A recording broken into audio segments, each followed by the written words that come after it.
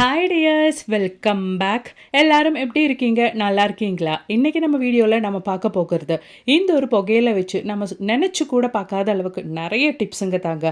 அது மட்டும் இல்லைங்க, நம்ம வீட்லேயும் அது மாதிரி வீட்டுக்கு சுற்றிலையும் நம்ம காரில் இங்கே எல்லாம் எலி பெருச்சாழி தொல்லை இருந்தால் இந்த மாதிரி நீங்கள் ஒரு டைம் வச்சா போதுங்க. அதுக்கப்புறமேட்டு அதுங்க தொல்லையே இருக்காது.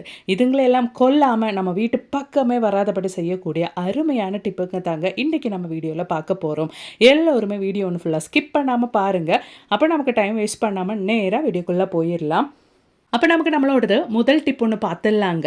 அதுக்காக வேண்டிட்டு நான் இங்கே ஒரு யூஸ் அண்ட் த்ரோ பாத்திரம் தாங்க எடுத்திருக்கேன். அதோடவே நமக்கு தேவையானது ஒரு சின்ன கைப்பிடி அளவுக்கு கல்லுப்பு தாங்க. இனி நமக்கு தேவையானது நம்மளோடது புகையில தான். இந்த புகையில அந்த கல்லுப்புக்கு மேலே நம்ம இந்த மாதிரி ஒன்று கட் பண்ணி வச்சுக்கலாம். கல்லுப்பு போட்டு நம்ம புகையில போடும்போது அந்த புகையிலோட ஸ்மெல்லு இன்னும் ரொம்ப நல்லா வெளியில் வரும். அதுக்காக வேண்டி தான். அது மட்டும் இல்லை, அந்த ஒரு புகையிலோட ஸ்மெல்லு ரொம்ப நேரத்துக்கு அப்படியே லாஸ் பண்ணி நிற்கும். அதுக்காக வேண்டியும் தான். அவ்வளோதான். பாருங்க, நம்மளோட யூஸ் அண்ட் த்ரோ பாத்திரத்துக்கு மேலே கிட்டத்தட்ட ஒரு 3/4 அளவுக்கு நம்மளோட புகையில நல்லாவே இந்த மாதிரி பொடியாக நறுக்கி இந்த மாதிரி வச்சாச்சு. இப்போ நம்ம இது நிறைய விஷயத்துக்காக பயன்படுத்த போகிறோம். நிறைய பேருக்கு இருக்கிற ஒரு பிரச்சனை தான் காரில் எல்லாம் எலி பெருச்சாழி எல்லாம் உள்ளே வர்றது அப்படின்றது. அந்த மாதிரி இல்லாமல் இருக்கிறதுக்கு காருக்குள்ளேயும் நம்ம இது வெளியில் வச்சிடலாம். அது மட்டும் இல்லை, நம்ம கிச்சனில் இந்த மாதிரி கேஸ் ஸ்டோப்புக்கு கீழே எல்லாம் நம்ம வச்சு கொடுத்துட்டோம்னா நமக்கு பல்லி தொல்லை, கரப்பான் தொல்லை, பொடிங்க தொல்லை, அது மட்டும் இல்லை இந்த புகையிலையோட ஸ்மெல்லுக்கு நம்ம கிச்சன் பக்கமே எலி, கரப்பான், பல்லி, கொசு எதுவுமே வராதுங்க. இந்த ஒரு புகையிலையோட இந்த ஒரு பெனிஃபிட்ஸ் எல்லாம் நீங்கள் தெரியணும்னா ஜஸ்ட் ஒன்று கூகுள் பண்ணி பார்த்தா உங்களுக்கும் தெரிய வரும். அப்போ இனி நமக்கு நம்மளோடது அடுத்த டிப் ஒன்று பார்த்துடலாங்க. அதுக்காக வேண்டிட்டு நான் இங்கே ஒரு பெரிய பல்ல அளவுக்கு பூண்டு தான் எடுத்திருக்கேன். அதோட மேலே நம்ம இந்த மாதிரி கிராம்பு ஒன்று குத்தி வச்சுக்கலாம். பெரிய பூண்டு அப்படின்றதுனால, பெரிய பல் பூண்டு அப்படின்றதுனால 2 கிராம்பு நம்ம இந்த மாதிரி ஒன்று குத்தி வச்சுக்கலாம். இனி நம்ம செய்ய போகிறது, நம்ம கேஸ் பற்ற வச்சுட்டு ஒரு டூத்பிக் இந்த மாதிரி ஒன்று வச்சு கொடுத்துட்டு நம்ம கேஸ் மேலே இது ஒன்று இப்படி காமிச்சிட்டு நல்லா அந்த ஒரு கிராம்பும் நம்மளோடது பூண்டும் நல்லா எரியிறபடி இந்த மாதிரி ஒன்று வச்சு கொடுத்துக்கோங்க. நீங்கள் அப்படியே வைக்காமல் எடுத்து வச்சுட்டிங்கன்னா கரெக்டாக நம்மளோட கிராம்பும் பூண்டும் நல்லபடியாக எரிஞ்சு அந்த ஒரு ஸ்மெல்லு வெளியில் வர ஆரம்பிக்கும். ரொம்ப எரிய வச்சு கறியாக்காமல் ஜஸ்ட் ஒன்று இந்த மாதிரி எரிய வச்சு அந்த பூண்டோடதும் கிராம்போடதும் மேலே அந்த நெருப்பு படணும். இந்த மாதிரி கறியாக தெரியணும். நல்ல ஒரு ஸ்மெல்லு இப்போவே வருதுங்க. இந்த பூண்டோட சேர்த்து கிராம்பும் நம்ம எங்கெங்கே நமக்கு பல்லி தொல்லை இருக்கோ, மெயினாக நம்ம கேஸ் ஸ்டோப்புக்கு கீழே, ஃப்ரிட்ஜுக்கு கீழே, கிச்சன் சிங்க்குக்கு கீழே எங்கெங்கே அந்த பல்லி தொல்லை இருக்கோ, கரப்பான் தொல்லை இருக்கோ, அங்கே நீங்கள் வச்சுட்டிங்கன்னா இந்த பூண்டோடதும் கிராம்போடதும் ஸ்மெல்லுக்கு நம்ம வீட்டில் பல்லி தொல்லை, கரப்பான் தொல்லை எல்லாம் இருக்கவே இருக்காதுங்க. ட்ரை பண்ணி பாருங்கள். இப்போ இனி நமக்கு நம்மளோடது அடுத்த டிப் ஒன்று பார்த்துடலாங்க. அதுக்காக வேண்டிட்டு நான் இங்கே ஒரு 5-6 கிராம்பு தாங்க இடிகளில் போட்டிருக்கேன்.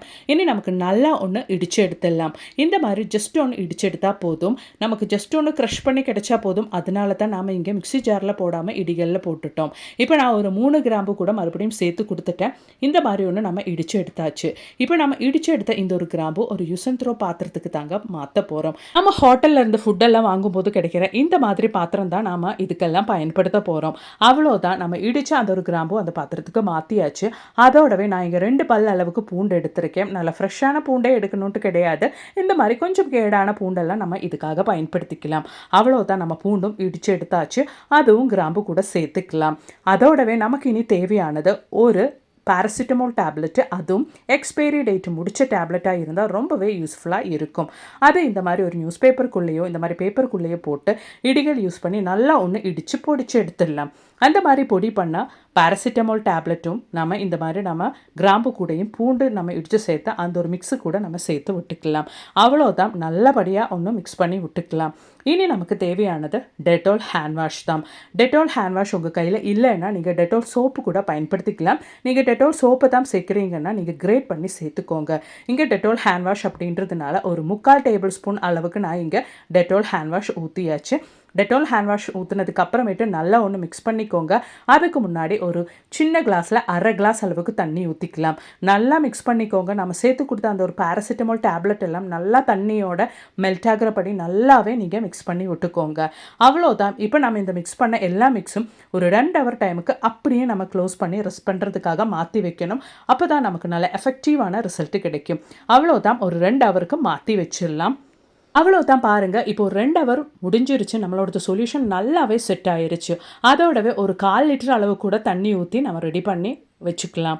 இனி நம்ம ரெடி பண்ண இந்த ஒரு சொல்யூஷன் நம்ம ஃபில்டர் பண்ணி தான் பயன்படுத்த போகிறோம். அதுக்காக வேண்டிட்டு ஒரு பாத்திரத்துக்கு நம்ம இந்த மாதிரி ஒன்று ஃபில்டர் பண்ணி எடுத்துக்கலாம். இப்போ நம்ம ஃபில்டர் பண்ணி எடுத்த இந்த ஒரு சொல்யூஷன் ஒரு பாட்டிலுக்கு நம்ம இந்த மாதிரி மாற்றிக்கலாம். உங்கள் கையில் ஸ்ப்ரே பாட்டில் இருந்தால் அது கூட பயன்படுத்திக்கலாம். இல்லைன்னா சின்ன ஜூஸ் பாட்டில் எல்லாம் இருந்தால் அதோட மூடியில் ஹோல்ஸ் போட்டுட்டு கூட நீங்கள் பயன்படுத்திக்கலாம். நான் இங்கே ஒரு ஹேண்ட் வாஷ் பாட்டில் தாங்க இந்த மாதிரி பர்பஸுக்கு பயன்படுத்துகிறேன்.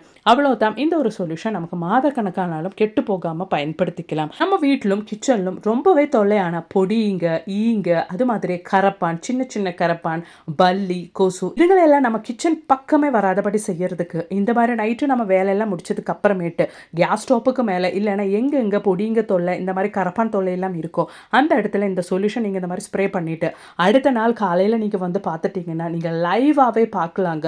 இந்த மாதிரி சின்ன சின்ன கரப்பானாக இருந்தாலும் பல்லியாக இருந்தாலும் எல்லாமே இந்த மாதிரி செத்து கிடக்குங்க. அந்த அளவுக்கு பவர்ஃபுல்லான ஒரு சொல்யூஷன் தாங்க நம்ம ரெடி பண்ணியிருக்கோம். ரொம்பவே யூஸ்ஃபுல்லான நம்ம வீட்டிலேயே நமக்கு செய்யக்கூடிய ஒரு அருமையான சொல்யூஷன். கடையிலேருந்து கண்ட கெமிக்கல்ஸ் எல்லாம் வாங்கி நம்ம ட்ரை பண்ணுறதுக்கு இந்த மாதிரி நம்ம வீட்டிலேயே நம்ம ரெடி பண்ணிக்கலாம். இப்போ கேஸ் ஸ்டோவ் நல்லா க்ளீன் பண்ணிவிட்டு நம்ம யூஸ் பண்ணிக்கலாங்க. அதே மாதிரி நம்மளோட கிச்சன் சிங்க்லையும் நைட்டு வேலையெல்லாம் முடிச்சதுக்கு அப்புறமேட்டு இந்த ஒரு சொல்யூஷன் நம்ம இந்த மாதிரி ஸ்ப்ரே பண்ணிவிட்டு நம்ம படுத்துட்டோன்னா நமக்கு தெரியாமல் நம்ம கிச்சன் சிங்கோட பைப்பு வழி வர பிராணிங்க தொல்லை நமக்கு இருக்காது. கண்டிப்பாக நீங்கள் ட்ரை பண்ணி பாருங்கள் ஃப்ரெண்ட்ஸ். அதோடவே நம்ம அடுத்த நாள் காலையில் நம்மளோட கிச்சன் சிங்க் நல்லா க்ளீன் பண்ணிவிட்டு நம்ம பயன்படுத்திக்கணும். அவ்வளோதான். கண்டிப்பாக ட்ரை பண்ணுங்கள். பிடிச்சிருந்தா மறக்காம ஒன்று லைக் பண்ணுங்கள். அப்போ இன்னைக்கு காலையில் நமக்கு செய்யக்கூடிய அருமையான ஹோட்டல் ஸ்டைல் சட்னி ரெசிபி ஒன்று பார்த்துடலாம். அதுக்காக வேண்டிட்டு நான் இங்கே 4 பச்சை மிளகாய் எடுத்திருக்கேன். அதில் ஒரு பச்சை மிளகாய் நல்லா பழுத்த பச்சை மிளகாய் தாங்க. அதோடவே 4 பல் அளவுக்கு பூண்டும் எடுத்திருக்கேன். ஒரு அரை டேபிள் ஸ்பூன் அளவுக்கு ஆயில் ஃப்ரைங் பேனில் ஊற்றுனதுக்கு அப்புறமேட்டு நம்ம 4 பல் அளவுக்கு பூண்டும் நம்மளோட 4 பச்சை மிளகாவும் சேர்த்துக்கலாம். அதில் ஒரு பச்சை மிளகா பழுத்ததாக இருந்தால் அவ்வளோ ஒரு நல்ல டேஸ்ட் இருக்கும் நம்மளோட சட்னிக்கு. ஜஸ்ட் ஒன்று அந்த எண்ணெயில் நம்ம இந்த மாதிரி ஒன்று வறுத்து எடுத்துக்கலாம். நல்லா ஒன்று வறுபட்டதுக்கு அப்புறமேட்டு அந்த பச்சை மிளகாவும் பூண்டும் நம்ம எடுத்து மாற்றிக்கலாம். அந்த எண்ணெயிலேயே நம்ம வெங்காயம், ஒரு மீடியம் சைஸ் வெங்காயம் கட் பண்ணி அது கூட வதக்கி எடுத்துடலாம். ஜஸ்ட் ஒரு கண்ணாடி பதம், அதாவது லைட் ரோஸ் ஆகிற வரைக்கும் நம்ம வதக்கி எடுத்தால் போதும். இந்த மாதிரி அவ்வளோதான். நம்மளோட வெங்காயம் நல்லா வதங்கியாச்சு. இப்போ அதோடவே நம்மளோட சட்னி எப்படி அரைச்செடுக்க போகிறோம் அப்படின்றத பார்த்துடலாம். அதுக்காக வேண்டிட்டு மிக்ஸி ஜாரில் நம்ம வதக்கின வெங்காயம், அது மாதிரி பூண்டு, பச்சை மிளகா எல்லாம் சேர்த்து கொடுத்துடலாம். இப்போ நம்ம வெங்காயம், பச்சை மிளகா, பூண்டெல்லாம் சேர்த்து கொடுத்தாச்சு. இதோடவே நமக்கு தேவையானது இஞ்சி தான். ஒரு அரை சைஸ் அளவுக்கு இஞ்சி நல்லா தோல் எல்லாம் எடுத்து கழுவி சுத்தம் பண்ணி சேர்த்தாச்சு. இப்போ நமக்கு தேவையானது பொட்டுக்கடலை தான். இந்த பொட்டுக்கடலை நான் சின்ன கரண்டியில் 2 கரண்டி அளவுக்கு சேர்த்து கொடுக்குறேன். அவ்வளோதான். 2 கரண்டி அளவுக்கு பொட்டுக்கடலை சேர்த்ததுக்கு அப்புறமேட்டு 2 இலை கருவேப்பிலை கூட சேர்த்துக்கலாம். நல்லா சூடான தண்ணி ஊற்றி நம்மளோட சட்னி நம்ம அரைச்சி எடுத்துக்கலாங்க. அவ்வளோதான். நல்ல டேஸ்டியான சட்னி இங்கே ரெடி ஆயிருச்சு. எப்போவுமே சட்னிக்கு அரைக்கும் போது நல்ல சூடான தண்ணியில் ஊற்றி அரைச்சிட்டோன்னா நம்ம சட்னிக்கு நல்ல ஒரு டேஸ்ட் இருக்கும். நான் சட்னியில் தண்ணி ஊற்றி அரைக்கும் போதே தேவையான அளவுக்கு உப்பும் சேர்த்தாச்சுங்க.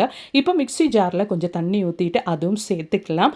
அவ்வளோதான். ரொம்பவே டேஸ்டியான நம்மளோடது தேங்காவே சேர்க்காத சட்னி இங்கே ரெடி ஆயிருச்சு.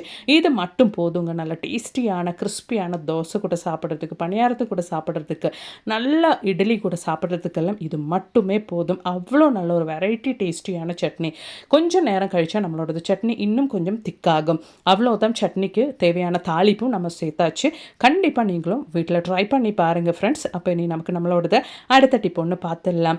நம்ம வீட்டுக்கு சுற்றிலும் எங்கெங்கே எலி தொல்லை, பெருச்சாழி தொல்லை எல்லாம் இருக்கும் அந்த இடத்துல கண்டினியூஸாக ஒரு 4-5 நாள் நம்ம இந்த மாதிரி நம்ம வீட்டில் இருக்கிற புகையில கட் பண்ணி நம்ம மாதிரி நம்ம போட்டு விட்டால் மட்டும் போதுங்க. அந்த ஒரு புகையிலையோட ஸ்மெல்லுக்கு நம்ம வீட்டுக்கு சுற்றிலும் எவ்வளோ தான் எலி தொல்லை, பெருச்சாழி தொல்லை இருந்தாலும் அதுக்கப்புறமேட்டு அதுங்களை பார்க்கவே முடியாதுங்க. இதுங்களையெல்லாம் கொல்லாமல் நம்ம வீட்டு பக்கமே வராதபடி செய்யக்கூடிய அருமையான டிப்புங்க. கண்டிப்பாக ட்ரை பண்ணி பாருங்க. அப்போ இன்னைக்கு நம்ம வீடியோவில் ஆட் பண்ண எல்லா டிப்ஸும் உங்களுக்கு மிகவும் பயனுள்ளதாக இருந்திருக்கும்னு நான் நினைக்கிறேன். பிடிச்சிருந்தா மறக்காம லைக் பண்ணுங்க. தேங்க்ஸ் ஃபார் வாட்சிங்.